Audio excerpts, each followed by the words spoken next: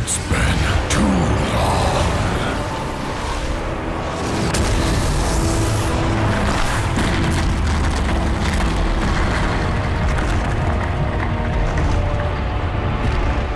Rest is for the living. The Rework Retrospective series began just over a year ago, with the first episode featuring the all-too contentious visual gameplay update for Aatrox. Despite the end result being objectively solid overall, much of why the player base couldn't in good conscience accept it with open arms was due to the near-blatant disregard for the original source material. Reworks by definition serve to take an existing framework of abilities and retrofit them to be more updated, adhering to the modern styles and expectations of League of Legends. When you have a champion released back in 2010 and one in 2020, a full decade has elapsed between the two, so there's bound to be a major discrepancy in design philosophy. Naturally, this can be jarring to witness in the same game, especially a PvP game where every character has to be viable to some extent. Aatrox's rework was a hard pill to swallow on account of the original version having already received a rework of sorts. A full VGU seemed rather superfluous, adding more frustration to how contrasted the before and after was. Even though popular belief regarded Aatrox as the poster child of reckless overhauling, that wasn't the first time a champion's old image was effectively discarded and replaced by an almost completely different one. Today, we're going to cover League's first Aatrox level rework, a champion who underwent such an extreme change that you'd be hard-pressed to say they deserve the same name. Let's go through Sion's rework, a retrospective. No matter what your opinions are of champion design in this game, there aren't that many champions whose kits are so emphatically awful that all semblance of their identity should be thrown out the window. Personally, I only consider 4 champions to meet this criteria: Nunu, Poppy, Yorick, and Sion. I chose these 4 primarily because of how degenerate or linear their playstyles were at the time. We already went through why Yorick and Nunu's previous iterations were garbage in their episodes. What was the issue with Sion though? I should probably clarify that his old identity, or at least the one everyone knows him for, wasn't actually the first ever Sion, as he had entirely different abilities in the alpha version of the game. I suppose we could call this the first official Sion though. Currently, his identity is split between a hulking, bulking frontline tank and a raid boss juggernaut true to his appearance, towering well above everyone else. He certainly looks the part. In contrast, Sion's old version was hilariously comedic. Just by looking at the thumbnail, we can all agree that it was a facelift well-deserved and needed. As far as the in-game model, it was visually funny more than it was intimidating. I know I don't cover visual designs that often since I'm more of a gameplay guy, but my goodness, this guy was a walking meme, pizza feet and all. Anyways, his role designation back then was more or less that of a juggernaut, possessing no formal mobility and having a very stat checker moveset, if not the most stat checker moveset in the history of the game, and one of the least creative designs. In his defense, champions in the early days were all more or less like this. League was and is a MOBA, but the attacks and abilities comprising the repertoire of most cast members gave off the impression of something you would see in an RPG or the like, not a strategy game. Hindsight is 2020 as usual though, standards were unsurprisingly lower back then. Not only was Sion's kit painfully one-dimensional, but it was also a jumbled assortment of interactions that weren't conducive to a set goal. For starters, his passive was Feel No Pain, an RNG passive. Yes, believe it or not, there used to be many luck-based elements in League, other than crit chance. Sion's passive had a 40% chance to greatly reduce damage taken from basic attacks. That was it. In all honesty, that's not the worst passive to have for a juggernaut, especially in top lane. Even in seasons 1 through 4, the bulk of all damage you would receive in top lane was in the form of autos. Statistically, Sion would take less damage over the course of laning phase than his peers, so functionally I'd argue it was better than, say, Nasa's passive, especially since later on it would add another layer of protection against AD carries. I just think it's interesting to see RNG elements in this game. Now his Q was a very odd spell to have on a juggernaut, but it's one everyone remembers him for. Cryptic Gaze was a point-and-click ability that dealt magic damage and stunned the target for 1.5 seconds. Tarek's previous version also had a similar attack in the form of Dazzle, another point-and-click range stun. Sion's was more potent though, a lower cooldown and 1.5 seconds at rank 1, albeit with a shorter range. It's normal for juggernauts to have crowd control, but with how this ability was designed, it feels like it would have made more sense on a mage, especially given that it dealt magic damage and scaled off ability power. But okay, maybe he was one of the few AP bruises in this game. Death's Caress was pretty much the only aspect of old Sion that remained intact during his transition. But even then, it's by name only. On cast, it granted him a shield for 10 seconds, likely the longest lasting shield in the game that I know of. Past the 4-second mark, if the shield managed to hold, it would explode and deal magic damage to surrounding enemies, so it works exactly like the current Soul Furnace. Only once again, the damage and shield scaled off of AP, and a lot of it at that. Cryptic Gaze and Death's Caress had 90% AP ratios. Without even looking at his E and Ultimate, I'd argue that's a substantial amount of proof that AP Sion was probably the idea they were pushing here. But that all changes when we arrive at his E. Enrage was a toggle ability, granting him bonus attack damage but losing HP with every auto. While turned on, it granted him bonus attack damage but he lost HP with every auto, and permanently gained bonus health on unit kill. Fun fact, this was the first ever instance of infinite scaling in the game. So back then, Sion's HP stacking was attached to his E, not Ultimate. This is what I meant by jumbled assortment of interactions. His passive had no correlation to his Q, which had no correlation to his W, which had no correlation to his E. All of Sion's abilities existed in the same space, but had no interactions with each other. It's not even like Enrage's perma HP gain affected his shield strength. The health scaling was implemented post-rework, so for the most part, Sion's entire identity was that of a walking ball of stats and damage. Cannibalism would drive home the narrative further. A 20-second buff where he would gain 50% bonus attack speed and bonus lifesteal, 100% at rank 3 to be specific, and his autos would heal nearby friendlies for half the amount. Yes, this was Sion's ultimate. Tons of lifesteal and attack speed, that was it. Hopefully by now you're starting to get what I mean when I said he's one of the 4 dumpster fire champions. Half of his kit is AP focused and deals magic damage, the other half of his kit is AD focused and deals physical damage. Hybrid champions have existed before, but old Sion is not a hybrid champion. His kit was split across 2 pairs of mutually exclusive abilities. That's not to say they were bad in practicality per se.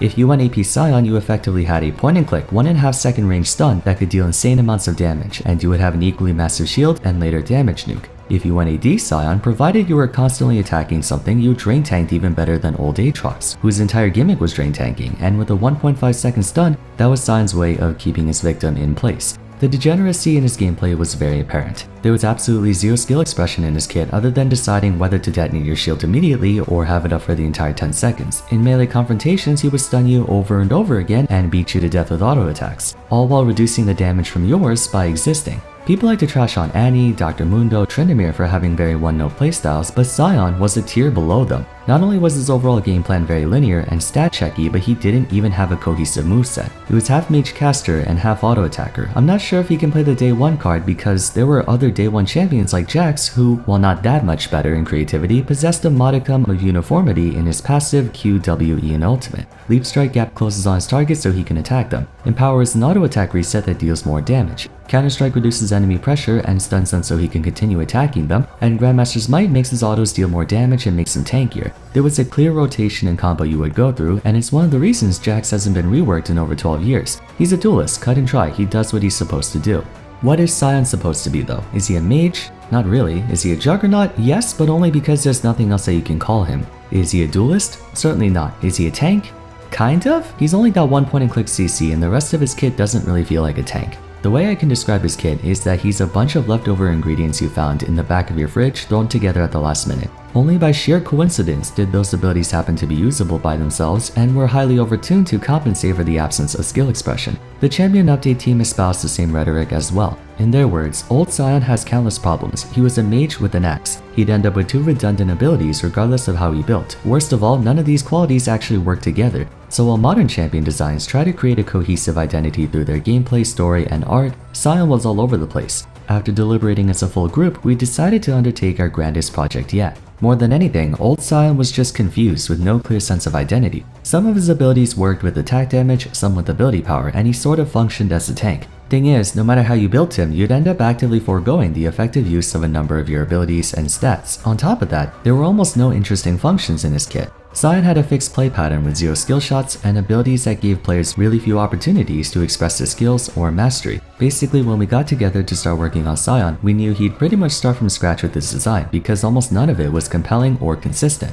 I can definitely imagine some people having fun on him though. I remember seeing montages of people going full AP Sion and 2-shotting you with Q and W, or full AD Sion 1v9ing by dealing 400 damage per hit and healing for 500. It's humorous, but ultimately not ideal or healthy in a competitive game. Instead of being split between 2 mutually exclusive themes, they decided to double down on one of them and transform Sion into a massive undead raid boss. He still carries around a giant axe and all, but abandoned the magical elements in his kit, giving rise to 3 very adventurous abilities, especially considering this was in 2014. Glory and Death grants him a second lease on life, dropping his axe and attacking you with a frenzy of punches. In a way, this was a spiritual successor to Enrage and Cannibalism, where he would gain bonus lifesteal, attack speed, and his autos would do bonus damage. Death's Caress once again was really the only ability that was preserved. The max HP on kill has now become a passive where it's always running, and the shield now scales off a portion of his maximum health, giving you a very real incentive to stack up your health as it provides a further layer of defense beyond simply being HP. I always like the explosion part of his shield. I think it's a cool way to transform defense into offense. It's one of my favorite shields in the game. Let's talk about his E next, Roar of the Slayer. In some ways, it's considered a downgrade from Cryptic Gaze in that you lose a stun, but it can be an upgrade in other ways, namely that it has far more range and can strike multiple enemy champions if you punt a minion. Also, the 20% armor reduction opens up the possibility for more damage. And speaking of more damage, Decimating Smash is an awesome ability. Over 2 seconds, Sion heaves his axe for either a slash or a helm splitter, gaining more power and area coverage the longer he winds up for. Thematically, I really love how this ability works. It makes perfect sense for it to be stronger the farther back his axe is, and considering how massive the thing is, the reward you get for a full charge is rather appropriate in my opinion. At full channel, the damage is catastrophic. 330 base plus 225% total AD, and it stuns all targets caught in the area for 2.25 seconds. Some may argue that it's unreasonably powerful for how low the mana cost and cooldown is, but how many times have you seen Sion pull off a full 2-second channel unassisted? Usually the only way he's able to nail you with the full force of Decimating Smash is if you were slammed by his ultimate. On the subject of his ultimate, Unstoppable Onslaught has the same creativity and execution as his Q. It's a running charge forward that ramps up in speed over time, increasing in damage and stun duration the longer you travel before colliding. What I love about Sion's new Q and ultimate is how visceral it feels. When playing as Sion, he feels clunky and heavy, but that's the point. His Q and ultimate at times feel very uncomfortable to use, but the way they grow in power over time and momentum, on top of obeying the laws of physics, rewards you equal to how much you literally put your back into it. His Q feels like the High Striker Hammer minigame you see at carnivals, where you take a sledgehammer and smash the button as hard as you can to see how high of a score you get. Meanwhile, when landing a full power ultimate, there's a huge boom factor. Rightfully so, that's a very tough ability to land. As counterintuitive as it sounds, all of Sion's abilities feel uncomfortable to use. Glory and Death has a delay to it, and his weird auto-attack animation makes it feel clunkier than it should be. Decimating Smash's windup can feel very sluggish, but there's a ton of power behind it. Sulfurnace has a 3-second delay for the damage, and Roar of the Slayer has an awkward interaction too. Everything about Sion feels unwieldy, but I think that's the point they were trying to make. Sion's a reanimated zombie who probably doesn't have full faculty over his motor controls, like an actual zombie, but there's a ton of raw power built into his kit. He may be one of the most overtuned champions in the game on paper, but that's done so on purpose to offset how inconsistent he is. His passive can either be useless or completely steamroll over the enemy team. His Q leaves him vulnerable and is also easy to interrupt, but when landing even a 1-second channel you do a ton of damage. His W explosion can be stopped by breaking the shield before it happens, and his ultimate is easy to sidestep, but if you're caught in his line of sight, you're staring down one of the most devastating combos ever seen.